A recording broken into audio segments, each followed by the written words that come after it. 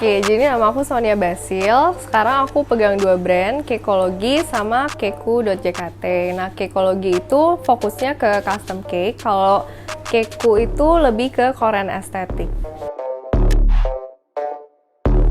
Jadi Cakology itu sebenarnya bermula dari iseng-iseng doang. Dulu kan pas masih kuliah, kalau misalnya ada temen yang ulang tahun kan kita selalu celebrate bareng gitu. Jadi kayak surprisein bareng. Nah, terus makin akhir-akhir kuliah, pas mulai skripsi, itu kayak uang jajannya terbatas karena semua uang jajan dialokasiin ke skripsi. Jadi uang jajannya terbatas. Nah, mulai dari situ akhirnya iseng-iseng coba bikin custom cake, kan waktu itu baru mulai trending.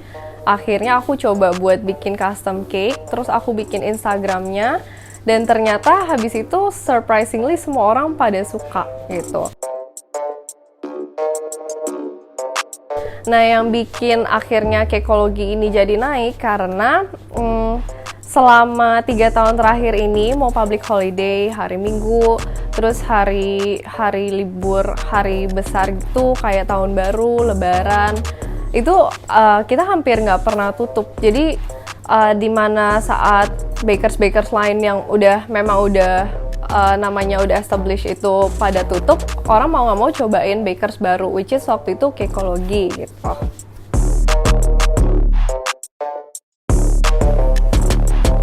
Oke, jadi menurut aku sih tips and trick ini bukan cuma untuk ke orang-orang yang jualan kue ya, tapi lebih ke semua yang memang mau berbisnis.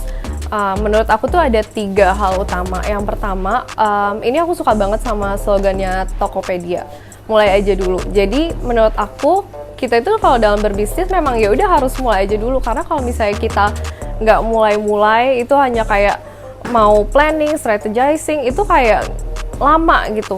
Lama-lama bakal ketinggalan momentumnya. Ketika kita mau mulai, itu udah orang-orang tuh udah meninggalkan bisnis itu karena memang udah nggak musimnya gitu. Terus yang kedua, harus bersabar karena semua itu ada prosesnya.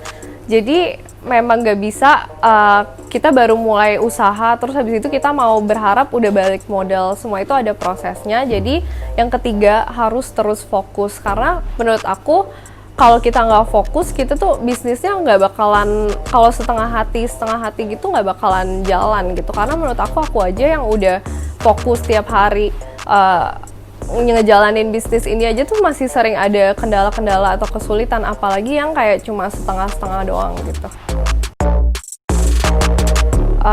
Menurut aku, jadi kayak sebagai pebisnis itu kalian harus terus punya goals, punya target. Jadi itu lebih ke ambisius ya. Jadi punya ambisi, terus habis itu selalu berpikir positif. Jadi kalau misalnya ada apapun itu jangan langsung dilihat negatifnya, tapi kita harus kayak berpikir dari sudut pandang yang lain.